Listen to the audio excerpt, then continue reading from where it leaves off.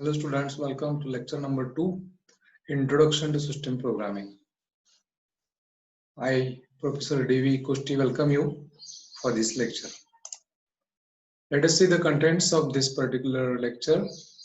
The first point we are going to see is semantic gap. Second, what are the consequences of semantic gap? Next is PL domain. After that, specification gap. After that, execution gap. Then at last, advantages of introducing PL domain. So let us see one by one. What is meant by semantic gap? See, in the previous lecture, in the lecture number 1, we have seen that a designer is going to give the design and the coder is going to implement whatever is given by the designer. Now, consider an example where designer is giving the design by saying only he wants password which will be complicated, but he is not specifying how the password is going to be complicated. And at the side of coding, at the execution domain, what is done at the execution domain, the coders are implementing the password length as 8. Password can contain only characters and digits. So this is what the meaning taken by the execution domain, that is coders. Now see what happened here. As per the design document, he or password coder created correct password, number of characters, number of digits, combination must be at least 8 characters. But this was not expected by the designer. Designer expects what? Designer expects at least one capital letter, at least one symbol, at least one digit, at least one small case character, and the combination of all must be at least 8 characters. So this is what expected but not given in the design phase. Now what happened, you can imagine. The designer has given this the specification and the execution domain has implemented something different. Now what happened, at the time of testing, he came to know that, designer came to know that whatever password policy is implemented by the coder is not what he expected. Now this is not a fault of coder, not a fault of designer, but it is called as the difference between understanding level of a designer, and coder. So this is simply difference between understanding level between designer and coder. So let us come to the slide. Language processing activities arise due to the difference between the manner in which a software designer describes the ideas concerning the behavior of software and the manner in which these ideas are implemented in a software system. So this is what I told you just now. The manner in which software designer describes the ideas concerning behavior of software means the password policy. And the manner in which these ideas are implemented is nothing but how coders are going to implement depending on the design phase. Now, designer expresses the ideas in terms related to the application domain, and to implement those ideas, the description has to be interpreted in terms related to the execution domain of a computer system. Here, execution domain means coders. They are interpreting the meaning from the design document. Now, designer is thinking in terms of application domain, and coders are thinking in terms of execution domain. Whatever designer has given is correct from his side, whatever coder has implemented is correct from his side. But actually there is a difference between understanding them. Whatever this difference is, that we call it as a semantic gap. We use the term semantics to represent the rules of meaning of a domain, and the term semantic gap to represent the difference between semantics of two domains, as shown in the following figure. So I hope you cleared what is meant by semantic gap. It is simply the difference between understanding level between the application domain and execution domain. Who works at application domain? Designer. Who works at execution domain? Coder. Now, whatever is there, the difference between understanding levels of application domain and execution domain, this is creating some problem. What are these problems? These are the consequences of semantic gap. What are the consequences? First is large development time. second is large development efforts, and third is poor quality of software. We'll see one by one. What is the consequence? Large development times. Now see, whatever designer was expecting at least one capital letter, at least one symbol, at least one digit, at least one small case letter, and the combination of all must be greater than or equal to 8 characters. Now, this is not implemented by the coder. When the designer will come to know this, the designer will give the specification now in more clear manner. Now what will happen? Whatever the policy which was implemented by the coder at the execution domain will have to be changed. Now whatever the code is already done for the password policy, what coder implemented, combination of letters as well as digits must to be greater than or equal to 8 characters. Now this was not expected, something else was expected. So this problem is to be now solved. So the development time automatically increases because now the modifications are expected in the code. Now see, if the designer is giving the clear-cut idea, then this problem would not arise. But now designer only said strong password policy, coder implemented the strong password policy by his own way. Now here the problem occurred. Now the code is to be changed. That is the first problem called as large development times. Second, large development efforts. Obviously, time is increased means efforts are also increased. The same code, the same task, if told earlier in proper manner, would have been finished in the same time. But as the modifications are told now, the development time increases and development efforts also increases. And in this changing scenario, changing the code from executing code to another proper code, the quality of the software is degraded. That's why the third consequence is poor quality of software. So in this way, the semantic gap creates these three problems. So let us go how to resolve these problems, how to solve these problems. Now, these issues, these problems, these consequences are tackled by software engineering through the use of methodologies and programming languages. So here we need to use programming languages and some methods. The software engineering steps aimed at the use of a programming language can be grouped into. There are two different groups. First is specification, design and coding steps. And second is PL implementation steps.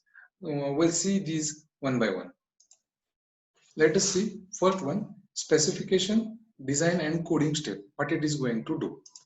But before that, let me introduce one more concept named as PL domain. Is called as programming language domain. So software implementation using a programming language domain introduce a new domain called as PL domain. So whatever diagram you have seen, what was it? This is the diagram. Application domain.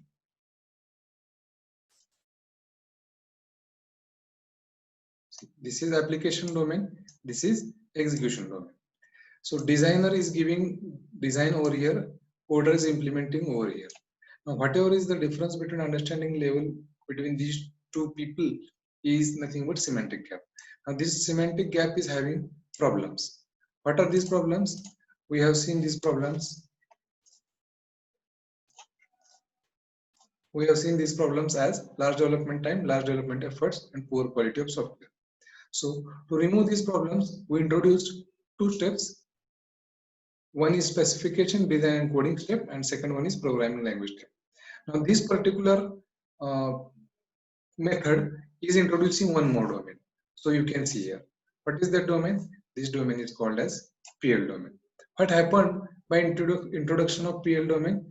The specification gap which was to be bridged between application domain and execution domain is now divided into two different parts. First one is specification gap and the second one is the execution gap. Now what happened you can see here, and difference between application domain and execution domain is called as semantic gap. Now by introducing PL domain, what happened? Application domain and PL domain is the new gap created. This particular gap is called as specification gap.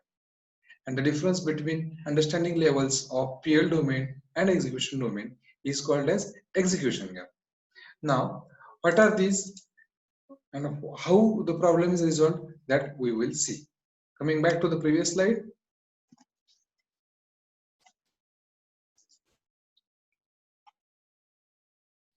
This is what I said. Software implementation using a PL domain introduces a new domain called the PL domain. Just we have seen in the diagram.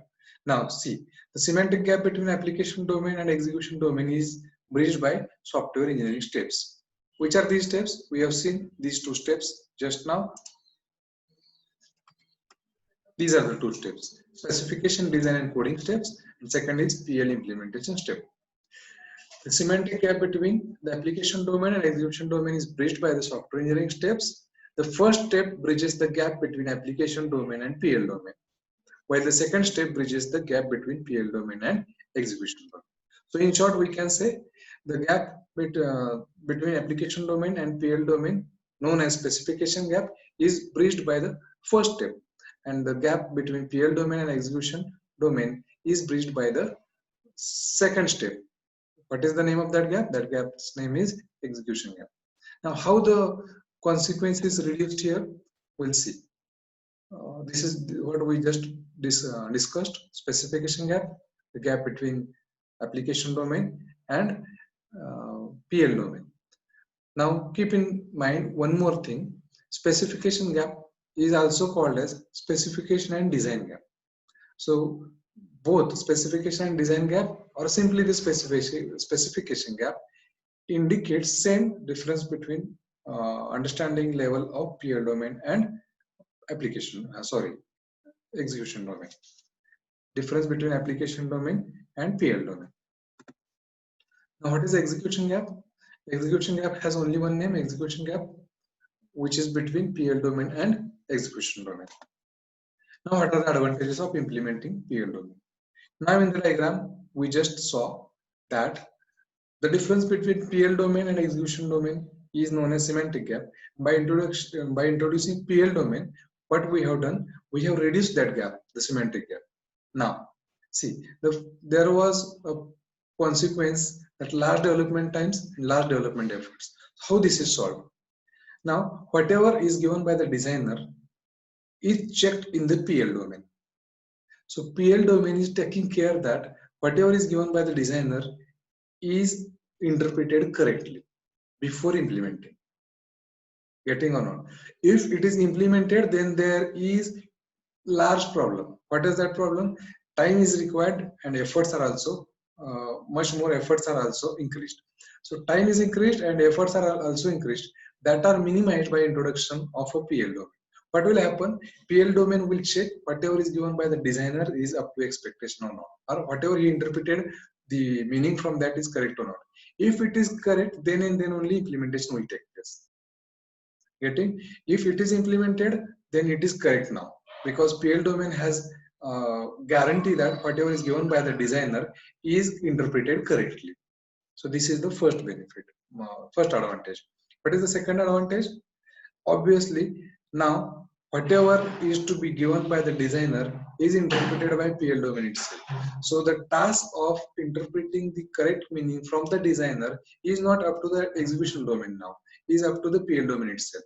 So this improves the quality of software also, because there will be lesser changes. Lesser changes means there will be a quality of software can be given by the development team. So this can be guaranteed now, because the work to be the task of each and every person is now limited. In the consequences of semantic gap, the task of designer and coder was much more. Now here PL domain is introduced, because of which the task of execution, the task of designer is up to PL domain only. Now designer will not think about coding, and PL domain will think about coding, but PL domain is having lesser work compared to the designer, which was having much more work. So this improves the quality of the software. Coming to the last of this particular lecture, what we have seen in this lecture, we have seen what is meant by semantics, what is the work of designer, what is the work of coder. We have also seen what is the meaning of difference between understanding level of application domain and execution domain. That is nothing but semantic gap. How to reduce the consequences of semantic gap? We have seen by introduction of PL domain. What will happen to the semantic gap if we introduce PL domain? We have seen semantic gap is divided into two different parts: specification gap, also called as specification and design gap, and second one is a execution gap. How these gaps are bridged? The specification gap is bridged by the step number 1, and the execution gap is bridged by the step number 2. So this is what overall summary of this lecture. I hope you understood this. This is a little bit complicated, but I have tried to make it much more simpler for you. Thank you. Happy learning. Do visit the blog learnspcc.blogspot.com. You will get all the learning material over here. And also you can comment in the YouTube. I can reply you as early as possible. Thank you. Thank you very much. We'll meet in the next lecture.